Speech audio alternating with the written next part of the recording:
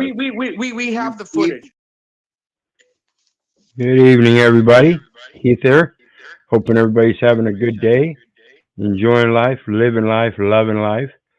Got the like, share, and subscribe buttons down there for everybody if you'd be kind enough to hit those. And anybody that wants to share some love, there is a PayPal link in the details. StreamYard links down there for anybody who wants to share some love or come up on panel. And we've got John and Iman with us tonight. How you doing, folks? Good, Keith. It is what it is today, Keith. A lot happened today, and maybe at the end of this class, I can get a few answers from you to deal with my situation. Okay, we'll see what we can do. John, I got to say thanks for. I believe you were the one that sent me the link to the cancellation of debt that we're going to review tonight, and I wanted to say thanks for keeping an eye out because I took a look at that one video that you sent, and I had already seen that video, but I turned around and decided, well, we've done a video on the discharge and everything already according to the path to freedom. We may as well go ahead and do a review on this and see if there's any differences or inconsistencies that we can search out. So that's what we're doing tonight. I did not view all of these videos. I saw just the one, and it was just a portion of it. And then you brought it up in the messenger, I believe. And so I went back and watched a little bit more, and I thought it would be a good idea, like you said, to go ahead and do a review. So that's what we're going to do. And this is from KRISTINA Wilson, Private Bank, EST. And that's EST, it stands for estate. What is it? KRISTINA Wilson, Private Bank, Estate, and Trust. And the link to the page is down there, as well as the link to all three of these videos we're going to review. So we're going to start with the first one, which is an introduction to 1099-C, cancellation of debt. And if you remember, Paths to Freedom was speaking on that a little bit. And so we're going to review this. It's a three-part series. This first one's 18 minutes and 2 seconds. Then there's a 26-minute one and 17-minute or something, 21-minute. So we're going to take a look at these. We'll see how far we get tonight and then do another one on Sunday night. I have not been doing streams on Saturday nights. I've been doing them Monday through Friday, 6 p.m., and then Sunday nights at 9 p.m. So let's get into this. Unless you guys have anything to say before we do. All right. So let's get into it and see what she has to say. Okay, everybody, we're going to be talking about cancellation of debt. I'm going to introduce you to one of my utility bills that I actually prepared today, and I mailed it off for payment to the utility company. You'll see me use utility company in quotes because I'm being a bit facetious when I say utility company, because in reality, they're not really a utility company. These utility companies that we think are utility companies, in reality, they're selling us banking services, okay? They are not providing us with any type of water or electricity. I know that might be shocking or confusing to some of y'all, but I'm gonna do my best to explain what I mean, okay? So on the very next slide, let's get started. Okay, we're going to talk about what the 1099-C is. Okay, we know that it is a cancellation of debt, right? But what really does that mean? The 1099-C is a tax form used to notify the IRS that a debt has been canceled.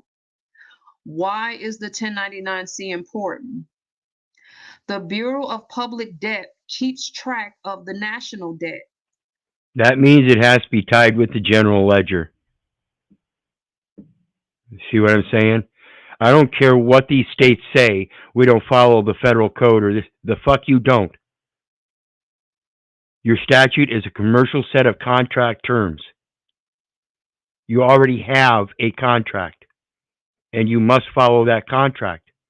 That contract is under 18 U.S.C. 8, Obligations and Other Securities of the United States, for 18 U.S.C. 7, Special Maritime Territorial Jurisdictions, which is the federal trade zone that you are operating, for 18 U.S.C. 9, United States vessels that you have on your record portrayed as residents that were born in the United States and now reside in one of the states. The national debt is the amount of money owed to the American people. That's me, that's you.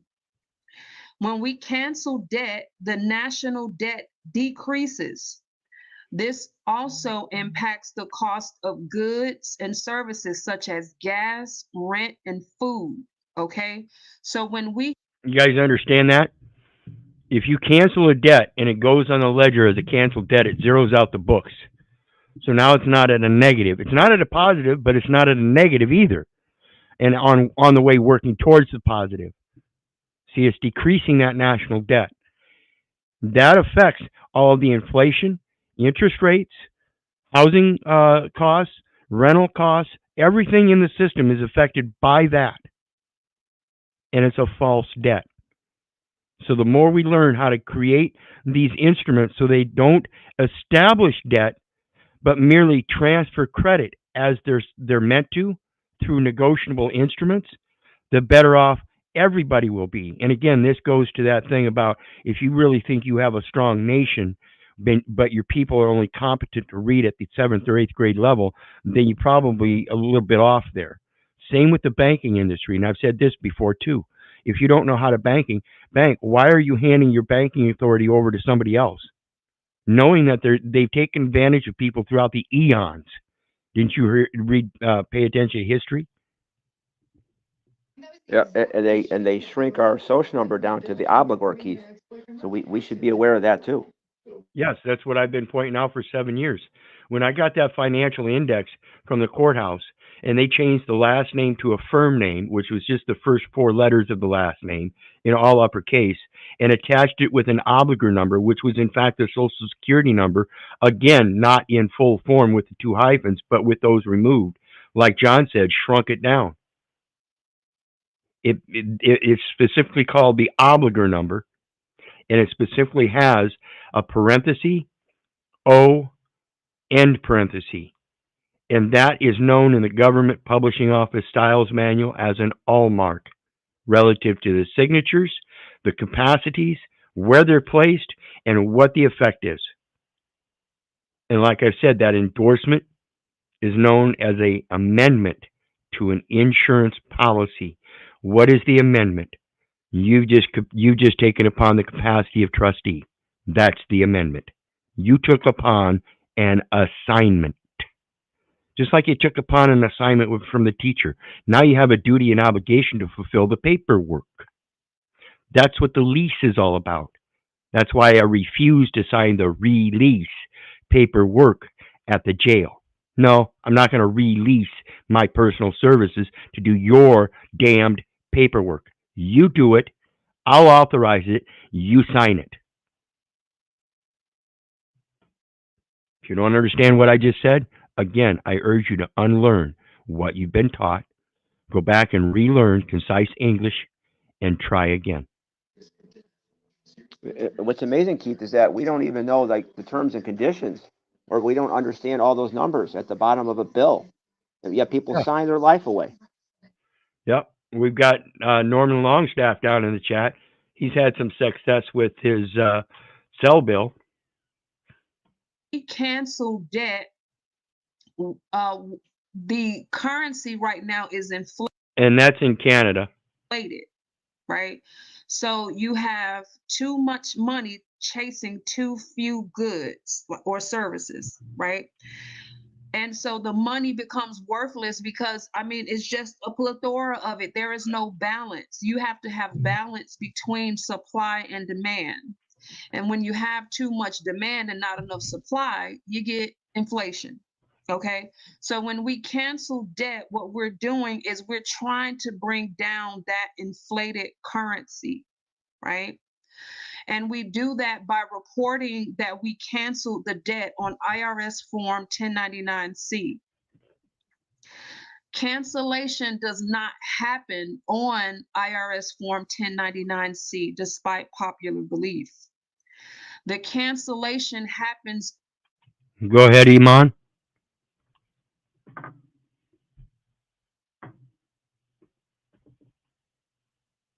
You're still muted. Yeah, the question that I had when you talked about the um, the trustee doing their paperwork and you endorse it, that's the part I just need. If you can expound on it just a tad, so I can.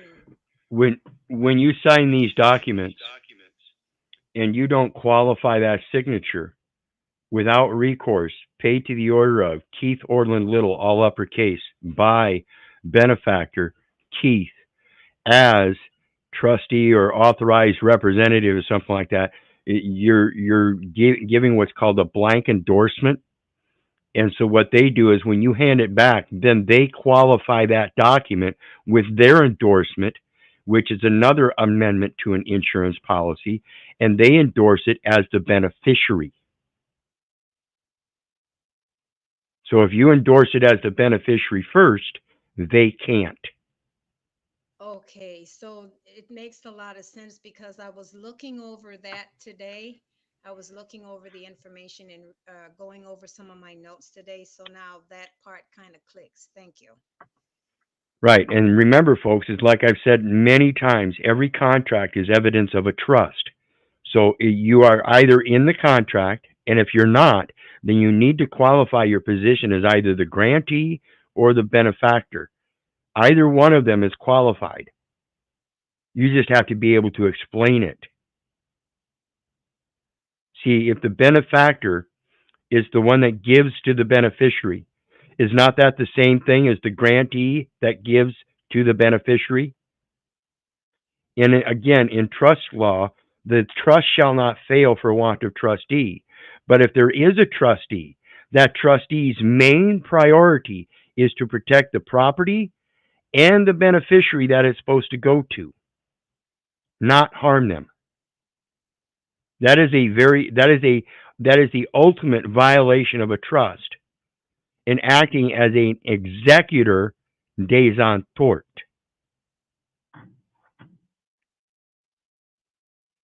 On the back of the instrument. So for example, when the utility company sends you a bill or an invoice, there is a positive value on the face of the instrument.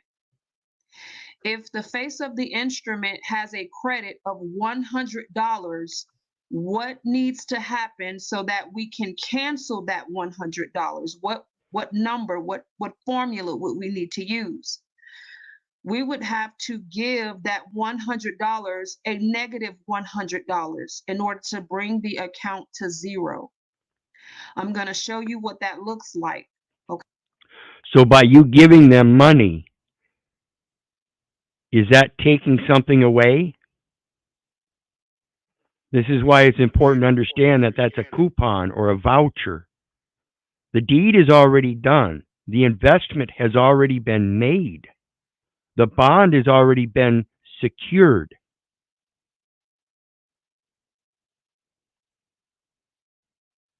So Keith, literally when someone is attempting to call themselves making a payment, they're literally adding, they're not doing any subtraction. Correct. Because oh, I lost my train of thought. Continue. Okay. I just So lost you my get a train of thought. so you get a bill. Okay. The utility company already has somebody. My companion and I are renting, and if you've got a mortgage, it's going to be the same way because you're listed as a tenant. So there's somebody else that there's an original utility bill that's going to. And when you fill out a rental agreement, You agree to pay the utilities. Why would you have to agree to pay those utilities if during the time that that dwelling is not occupied, that those utilities must remain on? So in the sake of community safety and welfare, why would you threaten to turn them off if for some odd forsaken reason somebody actually lives in the dwelling? Whereas the opposing dynamic is when that dwelling unit is on, they are required to leave those utilities on so the pipes and shit don't freeze, and that they have regular maintenance so that they don't decay and corrode away. See, these are important elements that we have to start realizing, people. There's already obligations there.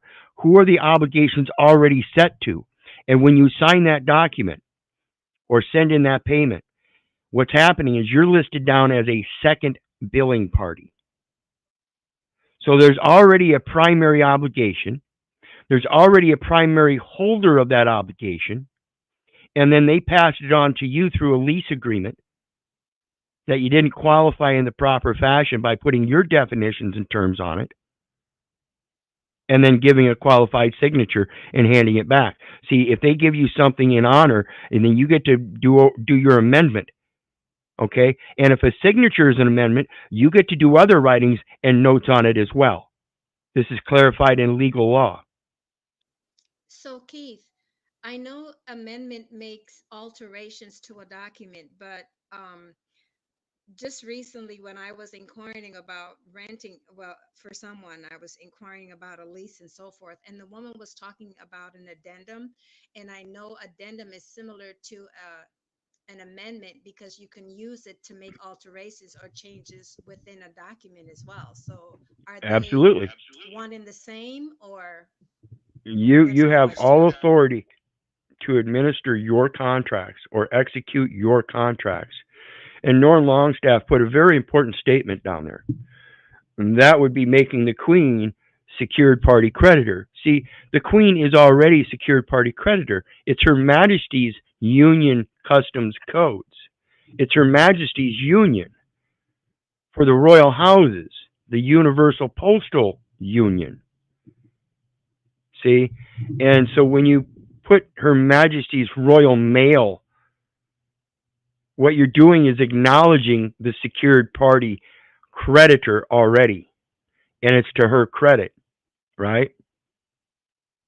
This is the give unto Caesar what belongs to Caesar, give unto the Father what belongs unto the Father. So if there's a debt post, give it to the Queen, right? Give the debt to the Queen.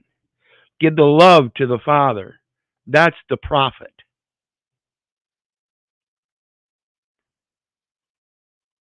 Okay. When you get a bill, they tell you that there is an account balance. That doesn't mean to reach in your pocket and pay a bill. It means that you have to balance the credit side and the debt side of your ledger, of your account. And the only person who can balance the credit side and the debit side would be you. And since you don't know how to do that, the corporations take advantage of us by making us pay a second time. Okay. Before we talk about the utility bill, I want to Say that again, sister. Well, when the payment, what I'm understanding from what I read just recently, isn't them wanting you to make payment that's to a debt that's already paid? Isn't that called fractional? Isn't that called uh, fractional reserve banking? Am I correct? No. What I'm getting ready to show you what we're talking about here. Okay. Okay. When it comes to these finances, folks, everybody's been to trial, whether you like to think so or not. It's called, what is a trial balance? Okay. A trial balance is a bookkeeping worksheet in which the balances of all ledgers are compiled into debit and credit account column totals that are equal. This is what we're supposed to do. This is the trial. This is the test. This is the competency, is understanding how the paperwork works. Okay? The principles behind it. Not just the words, but the principles. Because then once you understand the principles, now you can finagle them words and untwist them for what they really are and build your own compositions of terminology, to write your own contracts, to start accepting these contracts and offers that they give you so you can make the proper amendments on them. Make the correct alignments. Another page of definitions for a rental agreement means credit agreement. Establish that first. This agreement means a credit agreement. Credit card means any card, plate, coupon book, or other credit device used to obtain these services or this property or your labor or your money on credit. Okay? So that at the end of the day, when we get done signing this document, the ledgers are balanced. It's not something for the future. Credit circulates immediately. 12 U.S.C. 813. Pull that one up real quick. Just a reminder. And it's got its equal at 12 U.S. or 12 CFR 204.2. And it says, in definitions, you down here and look at deposit.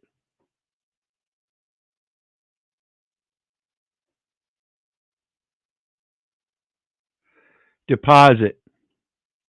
The term deposit means the unpaid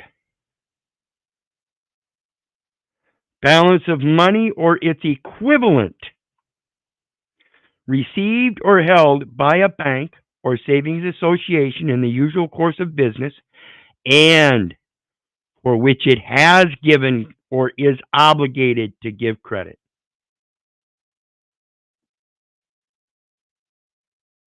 For which it has or is obligated to give credit. Do you see what the exchange is?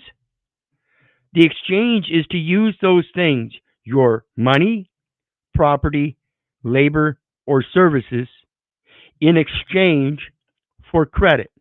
So while you were working on your life and you got a check and then turn around and cash that for money, did you ever receive the credit?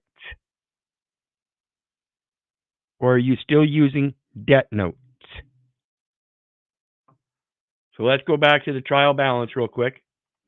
A company prepares a trial balance periodically, usually at the end of every reporting period, every quarter. The general purpose of producing a trial balance is to ensure that the entries in a company's bookkeeping system are mathematically correct. So I want to ask you, if the books are mathematically correct, if the U.S. is in the red, and all you have to do is cancel the debt. Do you understand? That's all you have to do is cancel the debt.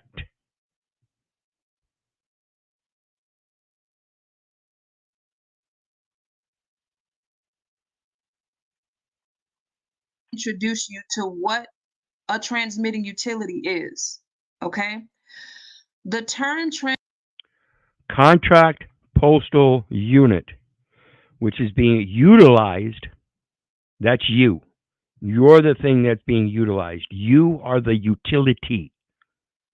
A U.S. citizen known as a United States business. Utility company.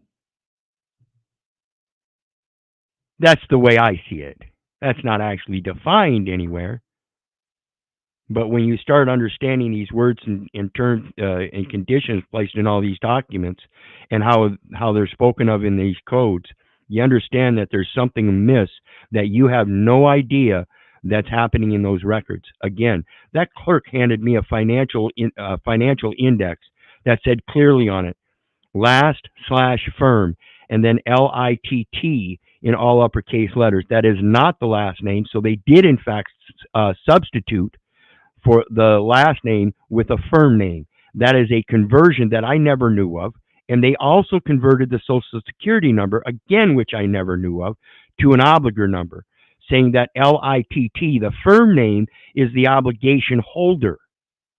And that is who is obligated through the obligor number. I've never, ever been educated to sign my last name as a firm name as LITT in all uppercase, or been suggested to use something other than my Social Security number by removing the dashes. Transmitting utility means an entity, including an entity described that owns, operates, or controls facilities used for the transmission of electric energy. Used for the transmission of electrical energy. Now, I want to ask you folks, if you use the electricity and it's coming into your house at 110 volts at 50 amps, and it's leaving your house at 110 volts and 50 amps, what is it you're using, and what is it that's being wasted or abused, consumed? See, they call you an electrical utility consumer, like you're consuming some kind of energy. See, this is why Nikola Tesla, based on the very simple principle of copper wiring and the way that the Earth toroidal currents and magneto-electric fields, not just the magnetic fields, but the magneto-electrical fields, everything that has to do with transmitting electrical things. I urge everybody to learn what that really is, because what they're doing here, they're charging you for something that you supposedly use, but there's no use. There's no consuming. It still has the same power unless somehow you have an outage, and that's just merely a cut in your circuit. The rest of the circuit's going to keep working unless there's a major outage. But the principle is they're charging you for consuming electrical output when you don't. It's like our inherent rights, Keith. We also have inherent energy. Yes. And it belongs to all of us. Absolutely. Greetings, Russ. How you doing tonight? Greetings. Doing well. Doing well. How's everybody on the panel and in the chat? Hopefully doing well as well. Good, Russ. We're doing good. A little late. I didn't get the notification. Oh, goodness. Yeah, I was just telling him I'm live 6 o'clock Monday through Friday, 6 p.m. Central Standard Time, and 9 o'clock p.m. Central Standard Time on Sundays. Imperium Privatus says, why claim the interest? Why not the principal and gift the interest to the facilitator of the transaction as a fee for them? That's exactly how it's supposed to work. That's what the taxes are supposed to be for. And it's supposed to be limited to 10%. And they even limit it to even less than that in their system, because they, of course, have an overhead. So it's not just their pay, but an overhead. And that is the exact same thing that they use as an excuse to extend it beyond 10% and make it 35, 40, 50, some outrageous percentages nowadays. It's ridiculous.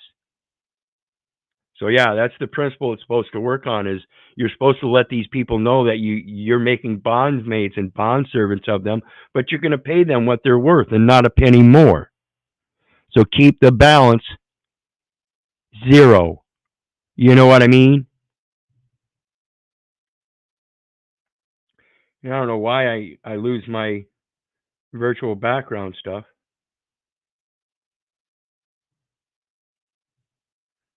Well, hold on, and I'm going to come right back in, guys. My camera stuff's not working.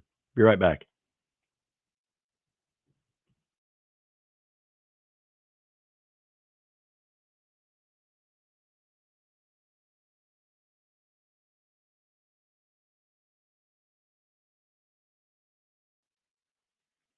Greetings, Chris. How you doing tonight? Hey, doing well, Keith. I just actually got parked here for a minute in the car, and I saw you were on the panel, so I decided to get up here and participate with you for a little bit here, as long as I can. Awesome. Appreciate it. Appreciate it. So let's get back to it here. All right. In interstate commerce for the sale of electric energy at wholesale. Simply put, money is a medium of exchange. When you purchased my ebook, you converted $50 of your time and labor into cash. I converted $50 of my time and labor into an ebook, and we exchanged value amongst each other. This is an example of equity. You gave equal consideration and as an equal benefit, therefore giving your transaction itself credence based upon the faith between the two of you in the values of those two different items. Did you physically give me $50 for my ebook? No, your fiction did. He transmitted the funds to me on behalf of John H. Doe. That's the all capital letters. And like I said, they're treating you as the transmitting utility, as the corporate name, when in fact, you're the man. And then you sign all the documents with the legal name for that corporate name and don't qualify it. This is how their legal system works. Once you figure it out and learn that they've indoctrinated you into giving a name and an address for legal purposes, and then told you to sign on those documents, but didn't give you any extensive knowledge as to how those documents work in the legal world. They gave you no education on it. And then they turn around and use legalese. And again, this is based on a population that has a reading comprehension of the 7th or 8th grade. And then you see their legalese and everything. And I've been telling you people, that's at about a 24th grade reading level. In case you didn't know there were that many levels. Well, look how crazy it is, though. You know as well as I do. They won't even give you any service unless you give them that address and whatever they're wanting to have. And it's kind of a catch-22 for everybody out here that don't, you know what I mean? Because that's basically what they're doing. I mean, and just by giving it alone, you're consenting to it, and without any comprehension of what it all means, it just shows the insanity and the incompetency. Right. And again, it's a matter of understanding that the Postal Service is tied directly to the general ledger. Okay? Remember the Reconciling the Master Trust Account series I did? They're tied directly to the general ledger in such a fashion that if you generate a report to them that the book is out of balance or the account is out of balance, it's required for them to research and resolve the out of balance account. That tells me that it's their job to balance the damn account, not mine. All I have to do, though, because I know how the system works now, is explain to them how it's out of balance, how to correct that balance. And that's because of those capacities of that signature. It means I have to rescind all of those signatures that I signed without the comprehension and without the capacity of actually being able to perfect that title. You cannot perfect that title. I'm not qualified to take an oath. If I take an oath and give up all other sovereignty, then I'm giving up the sovereign powers of the power and glory of our Father which art in heaven, and subjecting myself in person. And I can't do that. It's beyond me. I already know that I can't perform the functions of those public offices because that's an immoral construct in my mind and my heart. I cannot sit there and pose that I have authority over another man in any position. If I'm going to hold any kind of office, it's not going to be one of authority, but one of compassion. Saying, hey, listen, I understand you killed your neighbor's wife, but there's got to be something done about it. And all I can do is hope to be part of the path to the most equitable remedy so that you don't lose your damn life. Because if it's left up to the mongrels, that's what they'll do. That's why we need government.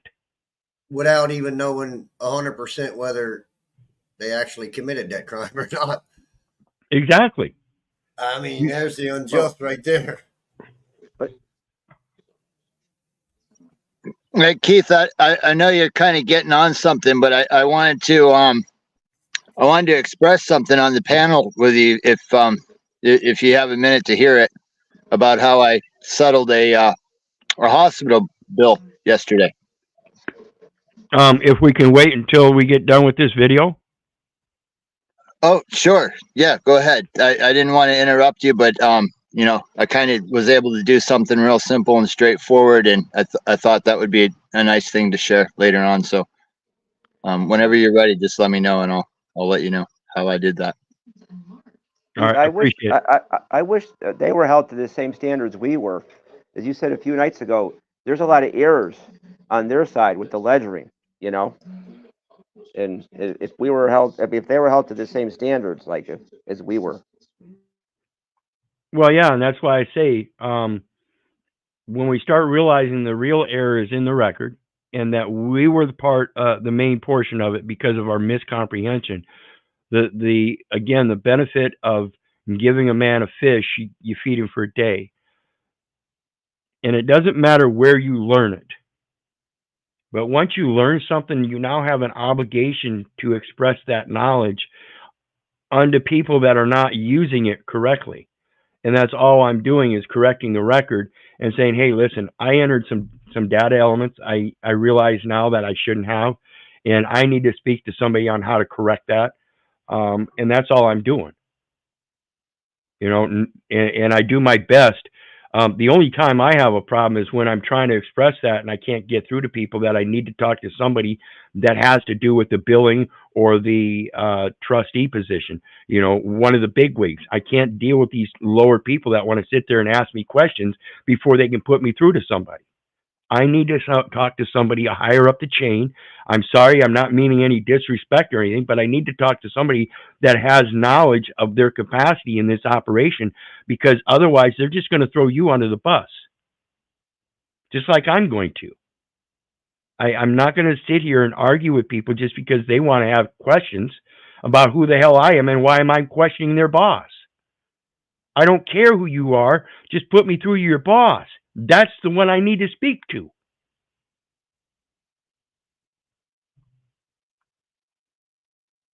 Because John H. Doe is a transmitting utility. Okay. John H. Doe, if for some of you who may not have seen the very first YouTube video that I did and TikTok video that I did, where I introduced you to your fiction. Your fiction wears a lot of different hats. It is a fiduciary. It is a fiscal agent. It is a banker. It is also a transmitting utility, okay?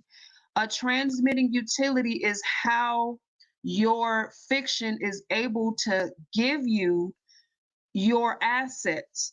It is a way to pass. So, for example, when you receive that utility bill, it is in the name of your banker.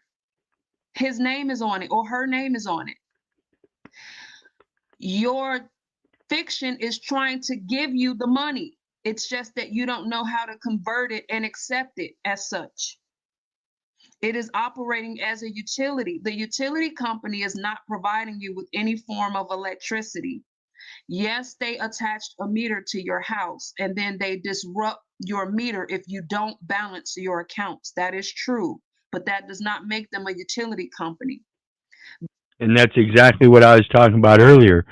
See, what they're doing in those utility services, they're transferring the liability to you, okay, as a second billing party, saying you're the obligated party, when that's not so. There is a primary obligor that is already recorded.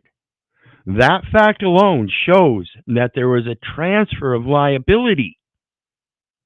In that transfer of liability, they also transferred the benefit. Now they're taking the benefit, putting the liability on you. This is blatant material fact evidence that once it's realized, you should be able to start taking action yourself. Wait a minute. I understand you passed on the obligation to me of paying the bill, but I didn't understand that was me having to do all the accounting and make sure it was done on a credit basis instead of a debit basis. Because again, 15 U.S.C. 1602 definition of credit card means any card, plate, coupon book, or credit device used to obtain money, property, labor, or services on credit. Let me ask you, folks, if McDonald's obtained your labor, did they obtain it on credit? Or did they give you an unpaid balance of money or its equivalent? Was there something wrong with that transaction, do you think? If you got money or its equivalent instead of credit? I ask these questions because I just find it inconsistent with logic and reason. So would That that mean the means that they utility? Go ahead, Ivan.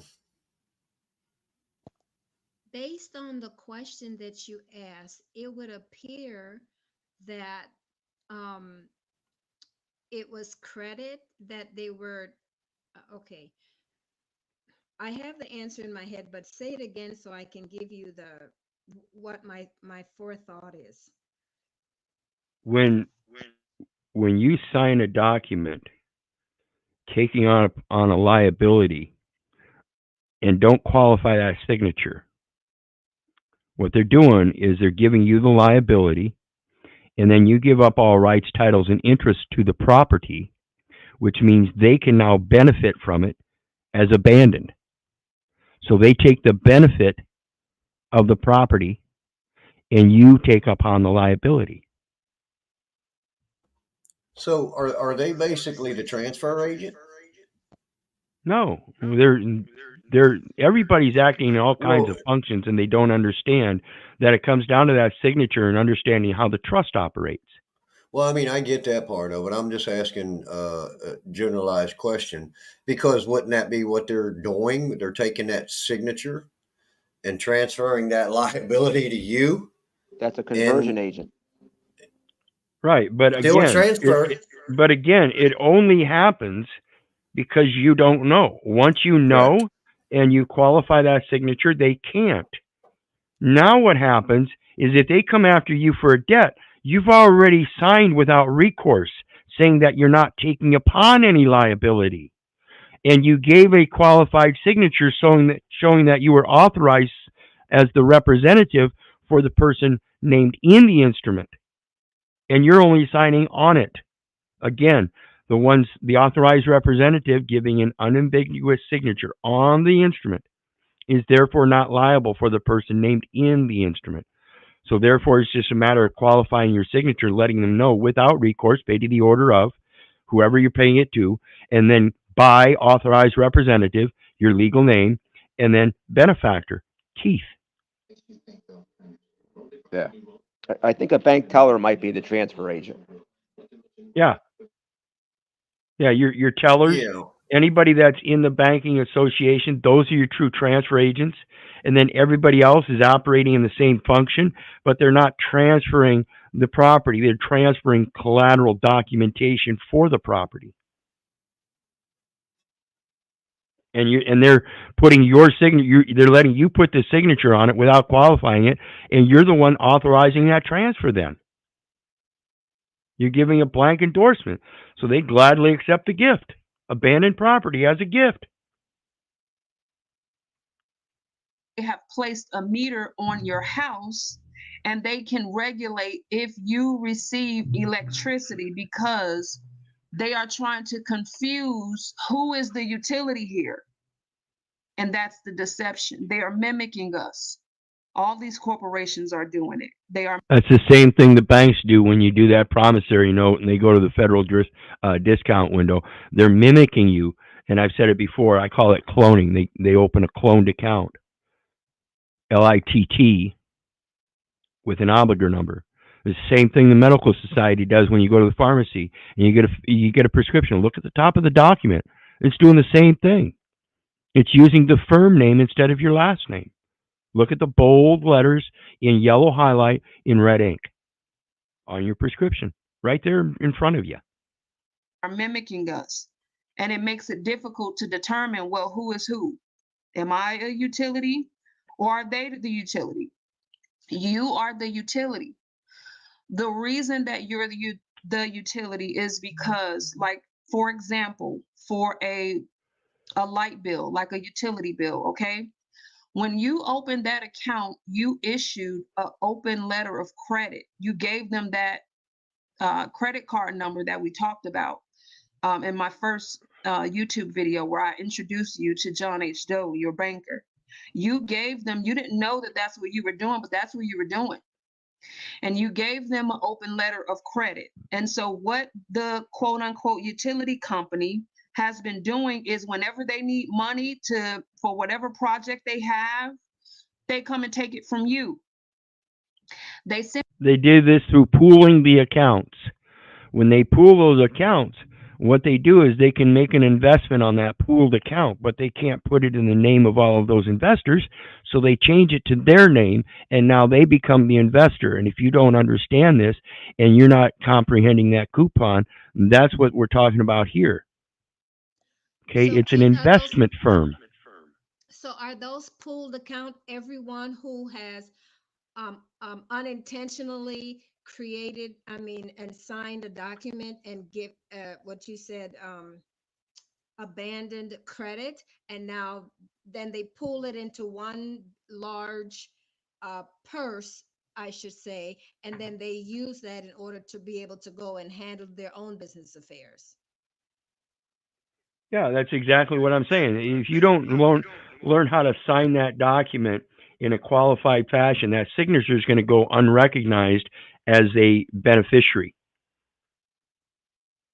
That's the whole situation. Greetings, Carl. How you doing tonight? Welcome to the panel. Good, man. How y'all doing? Good, good. I just got in, man. It's interesting. I'm new to this, but I'm true to this. Awesome, awesome. We're always glad to have people seeking out a greater truth, and that's all we're trying to do. And again, folks, I'm not trying to give any kind of legal advice, medical advice, or anything. We're just reviewing documentation and other videos and information that we find through our research. And again, this is why I say, don't believe me, don't believe your neighbor, don't believe the government, and for crying out loud, don't believe your mother. Learn to do your research so you can know for yourself. That's true self-governance. Oh, yes. Congratulations there, Carl. You're taking the first step. But Yes, thanks. sir. Were you going to say something, Iman? Oh no, I just Okay. confirming what you said, as that's the process that they're using. I learn a specific way, Keith, and it's hard. The only way I can learn, I have to see it, I have to touch it, I have to feel it, I have to write it. So I have to use all my senses, and in having that, I'm better able to comprehend things, because now I can actually have a visual once I put it all together. So, Well, and that's the importance of doing your reviews and stuff, and see how this paperwork's done, and listen to people that are doing it. And again, not just following up and doing what they're doing, but doing the review and researching. Exactly. And that's what I research. But sometimes if there's a misconnection somewhere, trying to put it together, if I don't have someone to answer those questions for me, that's where the difficulty comes in. I don't know if it makes sense to anyone else, but I know that's for me. Yep. And that's why we get together. Tell you that you have an excess in your account. And since you don't understand it, you turn around and dig in your pocket and you pay a second time. And that's not what you're supposed to do. You're supposed to accept. Those are your dividends. Your transmitting utility's name is on the statement. It's trying to give you money. but instead you turn around and then you pretty much gift additional money, additional credits. Customer Keith Little agrees to pay third party expense for Keith Orland Little, all uppercase, so long as it's understood that credit is given to the customer's account. In the form of cash to the utility company because you don't understand what you're supposed to be doing. Okay? Pursuant to 12 USC 813 and 12 CFR 204.2 definition deposit, where you look at those definitions and you'll see they talk about the primary obligor and the secondary obligor, which is exactly what we're talking about here. Like I said, they're giving you a second billing as a second billing party, as a subcontractor, postal contract unit, because you're the one using the address for its utility.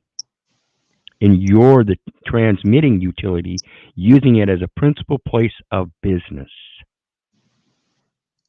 If John H. Doe is a utility, then who the hell am I paying every month? Who are you paying? Are you paying yourself? Yes. If you look at your utility bill, your name is on it. So Same with your phone bill. Did you know that when you get on a phone or on the internet, like I am here, I'm actually broadcasting? Remember, I did a video on narrowcasting too, where you can narrowcast to a certain audience, or you can broadcast to the internet, to the World Wide Web. So this is broadcasting, right? And you have a right to express yourself, right? So if you have a right to express yourself, then why are they limiting that right by using a modern technological advance so that they can communicate, but we can't? See, the internet and all this is supposed to be free as well. That's what we're working on. It's not a matter of paying an expense. It's a matter of allowing the credit to flow through. Quit the question that I have, as you mentioned what you just said, is that you talked about the telephone, right? So like the young lady said in the video, with utility, when you have electric, they're putting a disruptor on your device that's connected to your home. So are they doing the same thing with the telephone numbers? They're putting disruptors on these things so they can force someone to Listen, pay. they're surveilling everything. Everything is being tracked. And so if you don't understand the very basic principle of equity, is if you want equity, you must first bring equity. And understand that in these venues, if you slip, it's going to take advantage of it. You have to be very astute with the language, and that's the problem. People keep wanting to come into these venues and not understand the language, and they slip up and say things that are just basic opinions or beliefs and stuff. And that's why we have all this ad hominem name calling and differences when it's a matter of trying to come together.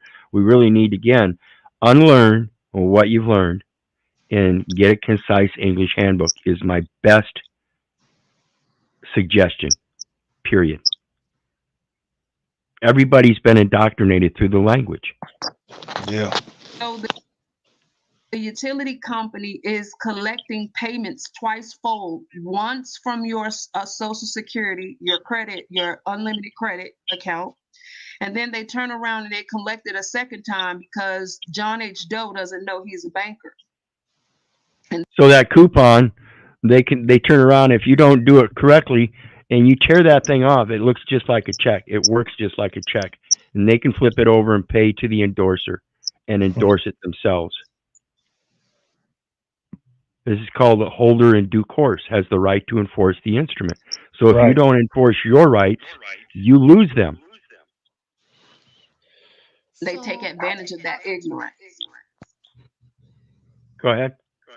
So outside of the use of the coupon, because I understand what you said, because I myself at one time, did those things, sending in the coupon. So literally, does that mean the document has to, the coupon has to stay attached to Correct. the other half, and then you make a photocopy and you send in that particular document to them Correct. by Because what you after do when after you you tear make that your coupon off, guys, is you mutilated that document, proving that you intended to abandon that coupon by not submitting the security attachment. So basically, you would qualify your information on the document before returning it to Correct. whoever is purporting to be an organization, a company, or service or some sort, correct? Correct. And you get in touch with the trustee of that particular corporation and you deal directly with him. Assign him as the trustee for the trust for which you are the benefactor. And then you give him that directive, pay the treasury for issue or redemption. That's that treasury stamp we saw the other day. And all you got to do is look up treasury stamp and it should come up. 3.5 by 1.5 or something like that. I hope a little bit of this is starting to make sense. Okay. So I just wanted to introduce you to what your trend, the real utility is you. You are the creator of energy, electricity. Where else did the money come from? The corporation? They don't have any money. All right. So your labor is So credit. here is the utility bill. This is my most recent utility. Like I mentioned earlier, that term definition for credit card. Used to obtain money, property, labor, or services on credit. So your labor itself is a credit device. Utility bill. Okay. And so there are a couple of things happening on the front of this utility bill. At the top, remember I told you, let me see if I have a little cursor. I do. All right. Remember I told you that this is my banker right here. Reliant has sent my banker money. It has a positive value. This value is positive. And there is a balance due on this account. Okay, so I must balance it. My banker has. And notice on here they put invoice number. What's an invoice? That's the same thing as a purchase order, remember? Remember we did the thing on purchase order? An invoice is the same thing as a purchase order. It's just a different part of the process. Remember when we talked about Firestone ordering tires? Customer comes in and he's got a certain pair of tires he wants. They don't have it. They got to make out an invoice. That's a purchase order. Same thing, folks. Has to balance this account and bring it to zero. You can't bring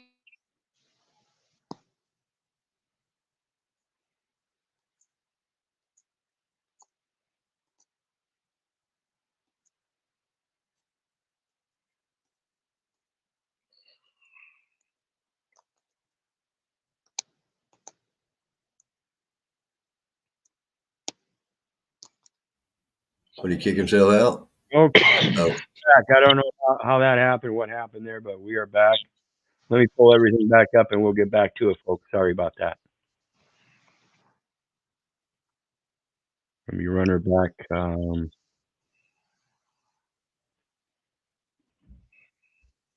And we are ready. my light bill is $636. If I reach in my pocket and pay another $636, now I've just given Reliant Energy $1,200+. Is that what you were wanting to do? No, you don't want to give them more credits because they're trying to give you credits. You just have to know the proper way to accept the credits, okay? The way that you balance this account is with a negative number, okay? So 636.06, a positive 636.06 minus 636.06 is 0. Think about your own bank account. When you were withdrawing, let's say you were withdrawing 630, you had a balance of $636.06 in your account, and you wanted to take out that $636.06. On your banking statement, it has a negative number, and then the ATM gives you cash. We're doing the exact same thing, except with paper. Okay? Did you hear that? Yeah. That's cash. Same thing as paper. That's what I've been telling you all along, folks. Today's definition of money is negotiable instruments. As far as Right. negotiable instruments go, that's a blank piece of paper. Right. That's cash. All you got to do is know the terms and conditions of a contract so you can put it down and receive it in credit. On credit. That's a credit device. This is a credit agreement. Oh, okay. So you're going to use this to devise credit. Yes. It's that simple. When you open your utility account, you issued a social security number. Remember in the first YouTube video, we talked about your birth certificate and your social security are your treasury banking assets, okay? You issued a social security number, your treasury credit card number. You issued a revolving letter of credit. That's how they get it every month. It revolves every month. And you just turn around. It's a monthly investment. If you understand it right, it's a monthly investment. And you are the principal. So you get a return as the principal. Why would you get a return as a principal? Because you're fulfilling an obligation. What is that obligation? You're lending unto the nation. You're the one that's supporting the nation, not causing debts. This means the utility company can draw as many credits from your credit card as needed. When they send you a statement, it says balance due. We assumed it meant we were supposed to reach in our pocket and pay the bill. A positive 636 minus 636 equals $0. The account has been balanced and now $636 is owed to you. Do you understand that? No, I don't know where to put the negative $600 in. Right here. See I it on can't the, see it. let me see if I can blow this up. I'm not sure if I can do that. Yeah, it's not going to blow it up. What Okay. we're looking I at. see it. Okay, you got it? Okay. She got a negative 600 over there to the right. Right. Yep. You just got to print it in there. You got to Yep. write it in there yourself. Yep. And notice it Okay. says by order of KRISTINA M. Wilson, all caps, by Cat hyphen Meredith, whatever, Meredith Brielle or something, or Wilson, comma, executor, by KRISTINA hyphen Meredith Wilson, comma, executor. Is that a stamp or she just written that in? She stamped that in and then signed it. She left a space in between to sign it. Okay. This is a stamp. She made her own stamps for this, or otherwise she runs them through a printer. I don't know. But That's cool. but It's notice also she awesome. clarified the uppercase Right. versus the lowercase. Right. She's recognizing the two different capacities that are Right. required. Okay. Go She ahead, Iman. clarified it and signed it. Yep. That makes sense. So it would appear not only putting the number form in the value for the account, the written numbers, you also have to write it in long form as well, Here the value. she said see reverse side for endorsement, and it says for presentation to the United States Treasury of KRISTINA M. Wilson, fiscal agent of the United States, for redemption or exchange for securities of new issue in accordance with written instructions by Christina Meredith Wilson Estate and Bank. So it's going to be on the other side if it's needed. But again, it's not needed. Remember, it's a matter of ledgering the book, which is a numerical account. So when we talk about those words, it's like I've expressed before. Some people like to keep using those checks, but I've urged them at the end of the thing where it says so many $136.63 on credit. It's left blank there. Same with the numerical equivalent, where you put $100 with 36 cents over 100 in the numerical little box. Should be on credit. Right. Now I'm noticing she has a postal certified mail sticker on the document. Would one use the certified, or would one use a red sticker, which is a register sticker on the document? Well, I imagine once you get it established, then the certified mail is just the precursor to just keep the communication going. But if you need to, I would recommend the registered mail. A lot of times you can get these guys to understand it just through your private writings to get them to understand the qualified endorsement. This here, again, like I said, if you're contacting the right person and talking to the trustee of that utility company or the commissioner, they should understand this very well. This is why I don't like dealing with the people at the bottom. They don't understand it, so they sit there and start asking questions before they'll put you through. That's the hard part. Okay, so basically You this fade it document out. that she's showing as You fade it out. representation of how she would use these You got no audio. instruments. I'm sorry? Yeah, if you could speak closer to your mic. I'm right at it, unless I'm kissing the phone.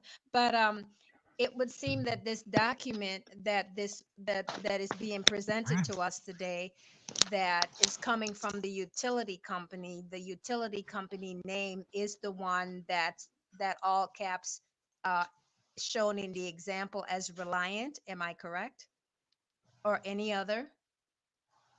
Yeah, it's going to be pretty much the same across the board. You're just going to cancel a debt.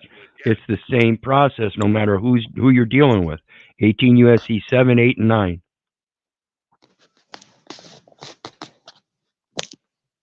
And when we're talking about don't forget stamp duty, she forgot stamp duties. This is a cancellation of debt, so there is no stamp duty. That's why it's going straight to the IRS. You don't have to qualify a stamp duty if you're canceling the debt. Okay. If you look at the instrument, remember this first name, middle initial, last name in all capital letters, that is your fiscal agent. That is your responsible party. That is your transmitting utility. That is your banker. Okay, that's your fiction. Obviously, this can't be me if I'm over here. This is something else. This is just, think of it as a game piece, right? That you use out in commerce. Everything in commerce is dead. Well, why? It's the vessel. You're the captain. There's an admiral that created it. United States created United States citizen, and that's the captain of the vessel known as the United States business. Why is it dead? Because this is a piece of paper. Does it have a heartbeat? Does it talk? Does it do it? No, it doesn't. It doesn't do any of those things. But we use these fictions out in commerce for our benefit, to do things that makes us happy, like the Constitution guarantees. The Constitution literally says if it doesn't make you happy, it's against the law. Okay. All right. So this is your banker. He's giving you this value, but who else is going to balance it? It's dead. It can't do it. So you got to pick up the controller and do it. And this is why we're doing this. Okay. Now, see, they don't have any authority to do it, folks. That would, in fact, be a violation of copyright law. To try to, again, like I said earlier, executor des en tort. So it's a matter of correcting the record and letting him know that, no, you don't have the authority to send that bill to me either. I have the authority to operate this or allow this stuff to operate on credit and give a direct instruction to do so from their end. That way, all I got to do is worry about that principal comes in every month. You're using my name attached to that address for a utility service and saying I'm a consumer. That's defamation. I'm not the consumer. That's right. You could sue them for that. This endorsement, I'm going to introduce you to where I got this endorsement from. I got it.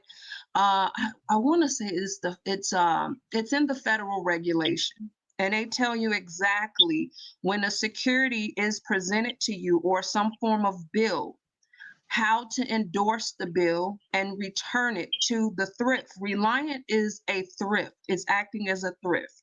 Okay. A thrift is sort of like a retirement account for us. Okay. And that's what the Social Security is. I did some research on it. I'll have to do some re-research on it, make sure it's still valid. But a few years ago, I ran into a thing called the Mark Trust, which is a thrift spend trust through Social Security for people that are indigent, you know, for all that welfare, even if you're on unemployment. See, that's part of the Title IV decontracting through welfare and Social Security. All because you were born under an enumeration of birth, and at that time, you were listed in the record as a Medicare qualified government employee. And I find that not only inconsistent, but impossible upon taking my first breath. I could not possibly have been a United States citizen known as a United States business, a resident whose resident presence is deemed necessary as a federal, state, or municipal officer or agent. None of that's possible. That we use. It is not a utility company in the way that you think. They are not delivering you any electricity. This is a lie. All they're doing is sending you banking statements, billing statements. That is it. They do not provide you any electricity. And And as a billing statement and holder in due course, you not only have the right to enforce it, but you have a superior authority to enforce it. Again, in this usufruct, because that gift was given to them first. They had to have the name first before they could then return in reciprocity a gift of nationality. Quid quo pro, equal consideration, equal benefit. Working on trying to figure out how to get these meters off of our houses and our apartments so that they can no longer regulate the flow of electricity. They don't own it. We own it. We're the owners of America. We're the creditors. Okay. And this is the same condition we're talking about with the internet, as I spoke of earlier, as far as broadcasting or narrowcasting, either one. When you have a service and the service provider throttles your internet because you don't take a high expensive paid plan, that's interference with your right to express yourself by saying somebody else who paid more should get a better signal. And that's false. It's the same concept. Same concept that just because nobody's living in the house, they have to keep those utilities on in case somebody does move in. It has to be livable. The devices have to be usable to a certain degree that is fair and equitable, not commercial and categorically pre-treated according to a pay scale or payment rate. They don't own the electricity, but they are very manipulative, and they have been using certain words like utility to trick us into believing that they're providing us with electricity or water or gas, etc. When they are not. They do not own it. We do. Okay, so I'm going to read to you my endorsement. I won't go into a bunch of details about the endorsement tonight. However, I will I will do a YouTube video and a TikTok video for you, and I'm going to go over the different endorsements, okay, that you will use out in commerce depending on the situation. You'll use a different endorsement, and I'll teach you kind of when to use a certain endorsement and why you're using that endorsement. But for this video, I wanted to stick to the primary the focal point, which is the 1099-C, okay? To reiterate, cancellation does not happen on the 1099-C. It happens on the instrument first. If you look at the 1099-C, it asks the question, amount of debt discharged. ED is past tense. It means that it already happened. So where does the discharge happen? It happens here. And then you notify the IRS of the discharge for two reasons. One, so that they can update the national debt. And two, you're letting them know that, hey, Reliant got some money from you and they need to pay taxes on it. The reason that Reliant needs to pay taxes on it is because we have a 13th Amendment. The 13th Amendment bans slavery. And what it means is that you don't get to use another person's property without paying for it. And that's the name that they enumerated. Like I said, there's an equal consideration, equal benefit. So if they're going to charge us for using the number as an authorized representative, then we get to charge them for the use of the name, equal consideration. So everything that you paid in throughout your lifetime, once you realize it, you can correct that record for the equal consideration that was not given and is recorded by what you did give in exchange in the monetary system that is recorded in the national debt.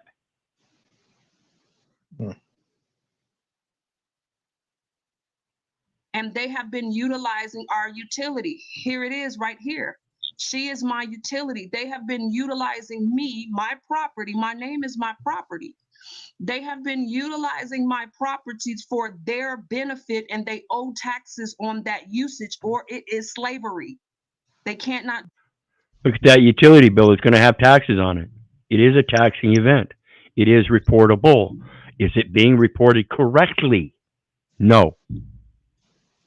Do that. So that is why you're reporting this transaction to the IRS, so that the IRS can collect the tax from this company because you gave them a social security number.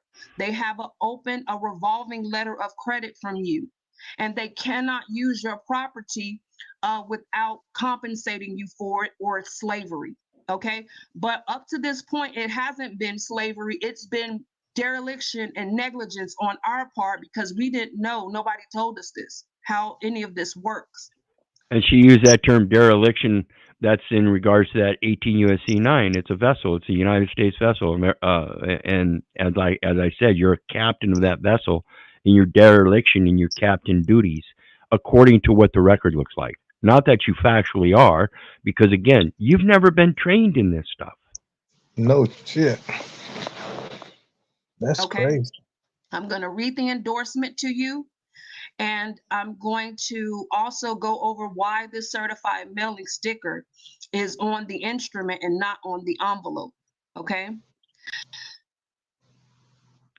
Did you understand that? Why it's on the instrument and not the envelope? So What she's is going to not on read the this. instrument and on the envelope, Keith?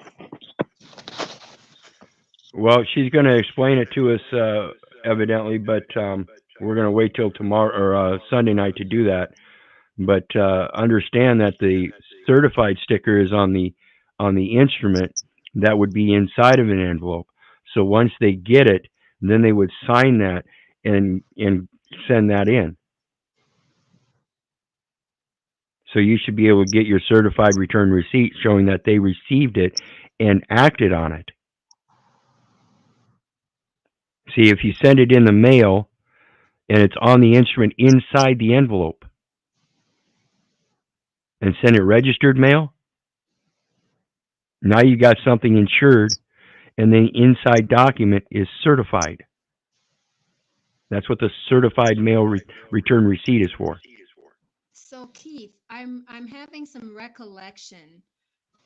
Earlier in my foreclosure, when I sent the court a document, I don't know how, but what something told me to put the red sticker on the document that I was sending to them instead of the outside of the envelope.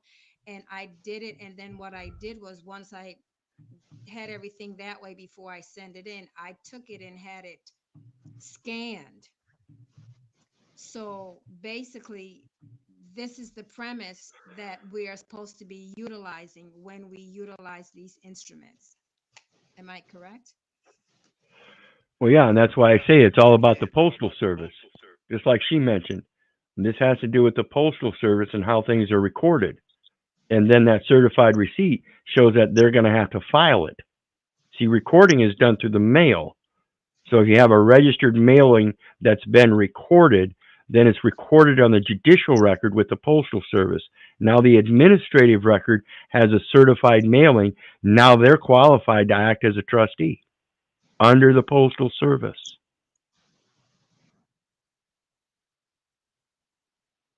That's what that address is all about.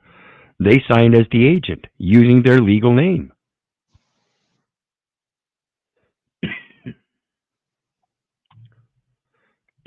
Well, anybody else got anything? That's the end of our show for tonight. We're going to come back. Like I said, we got 2 more of her videos we're going to go over as relates to the cancellation of debt. So we'll start out with what she's going to bring up next is that endorsement and go from there. And we're going to close her out for tonight. What do you got, guys? Gal? Thanks, guys, for having me. Good review. I just want to touch base with you about something, Keith. But yes, it was a really good review. And I'm writing down questions as you speak.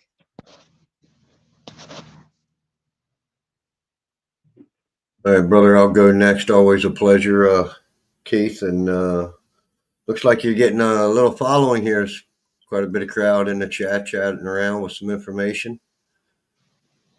Yeah, most certainly. I appreciate all the support, guys. Always keep sharing, liking, and subscribing, and get the message out. And I would, and like I always do, encourage people to be the change you wish to see. And remember, Absolutely. popularity without a positive purpose is really pointless. Much Yep. love, everyone. Many blessings. All right. Have a good night, brother. Thanks again. You too. All right. Well, that brings us to the end, guys. And again, I appreciate everybody. You know I love you, but I don't give a rat's ass whether you love me back. That's to say, I don't care if you hate me. I don't care if you don't respect me. So may God bless you and have a good night.